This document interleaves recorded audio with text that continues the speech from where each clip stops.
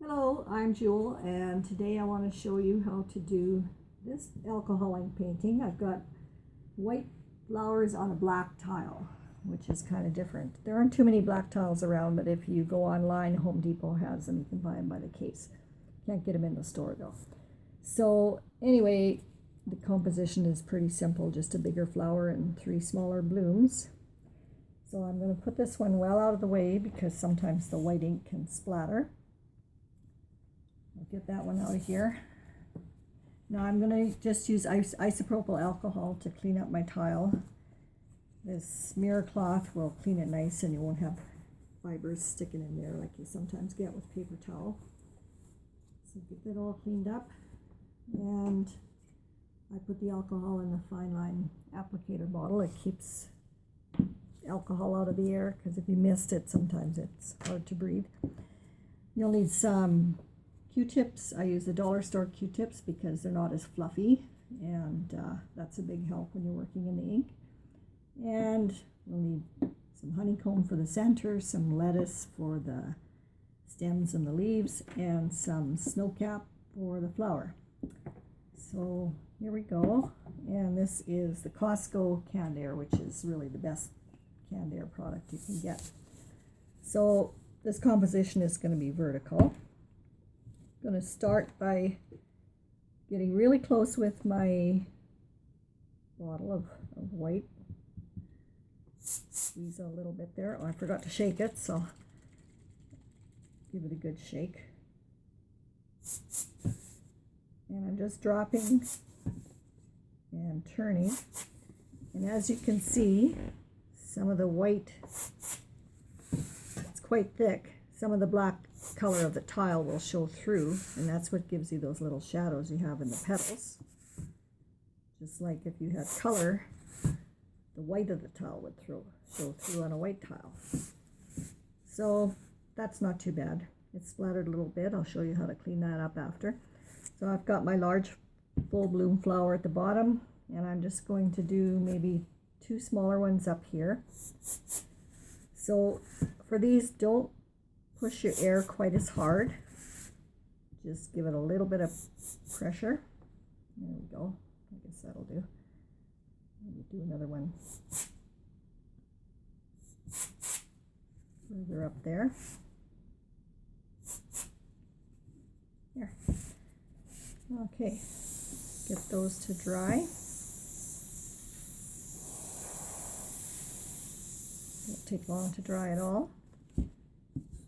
Now I'm going to use my blending solution, which I have right here in my little tray, which is a cat food lid. Works really well. Just clean up a little bit here so you can pull it off. Just turn your bud a little bit each time you use it so you don't smear the white around too much.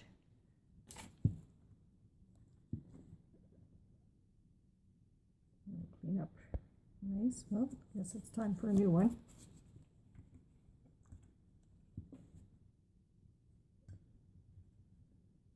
There we go. I've got a few splatters down here too.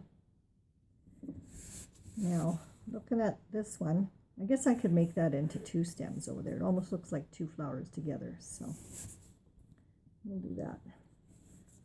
But first I'll put in my center on the bottom flower here. I'm going to use honeycomb. You could use another strong yellow is butterscotch. You could use that one too.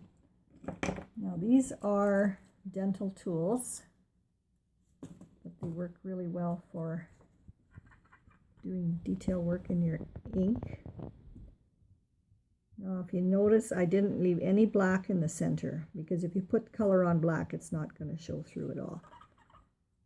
But leave it totally white, and just enough black does come through there, and it sort of has that seedy look you get from the center of a flower.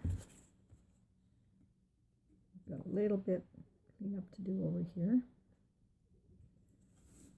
Okay, now I'm going to paint in some stems, and I'm going to use my liner brush. So a little bit of white ink in my tray. and make a nice line coming up to the flower. Another one over here.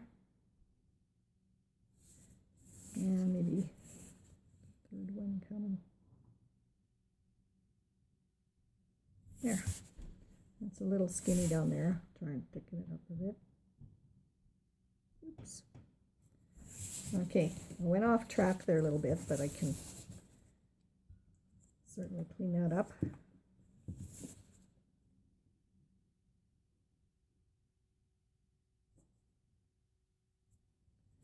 There we go. And I'm also going to paint in a few petals, or not petal, leaves. So maybe I'll have one going right here. Just paint it in like you would. Just filling it in.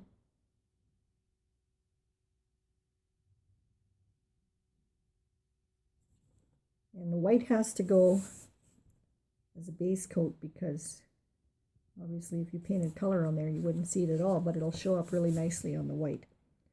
So a little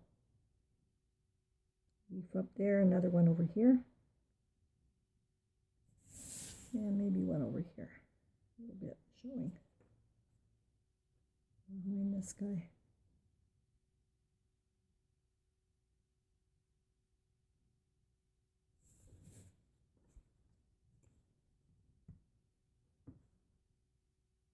There, a little more shape there.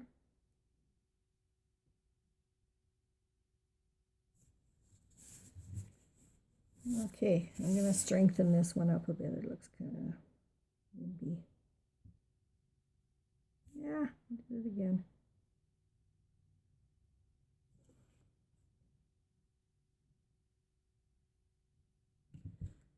And clean that up.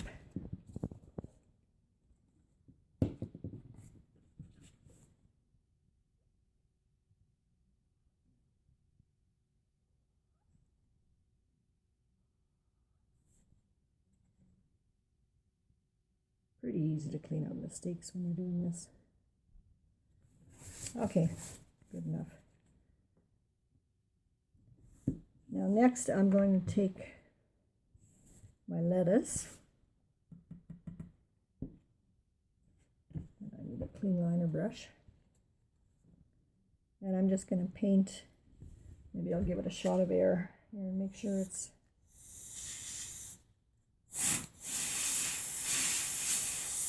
nice and dry.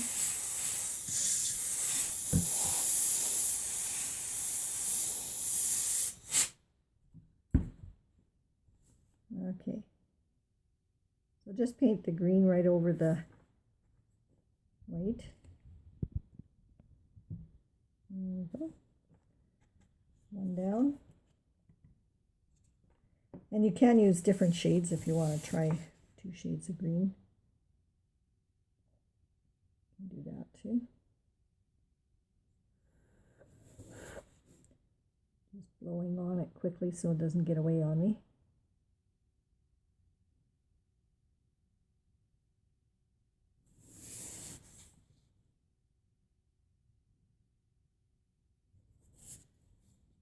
Now, I'll do the stems.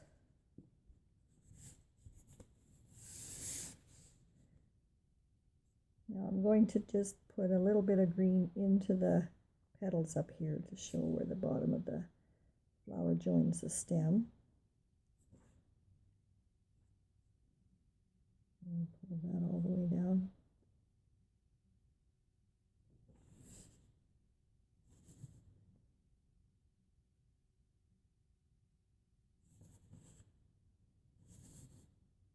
These aren't a real strong green color. You could try citrus, which is a bit of a brighter green. And there you go. Maybe I'll add a little bit more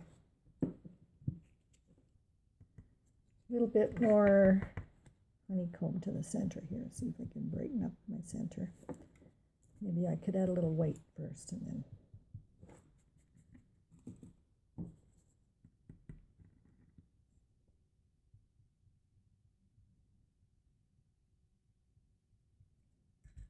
Try that a bit.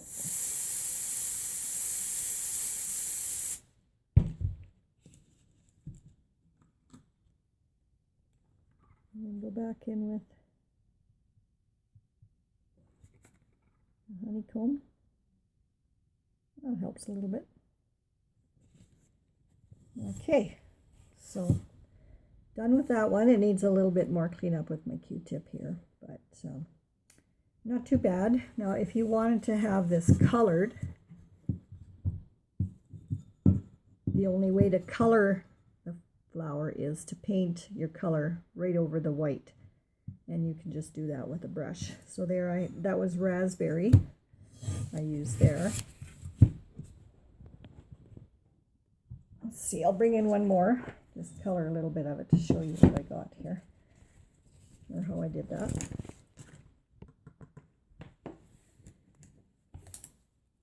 So I've got a clean liner brush here, and this is Wild Plum.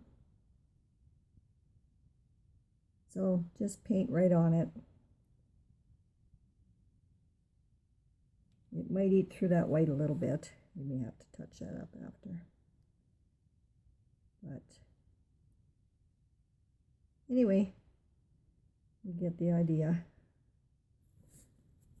And there we go. That's how you get your colors, and you could use any color you want. So, all done. I hope you enjoyed it, and give it a try. Thanks. Bye-bye.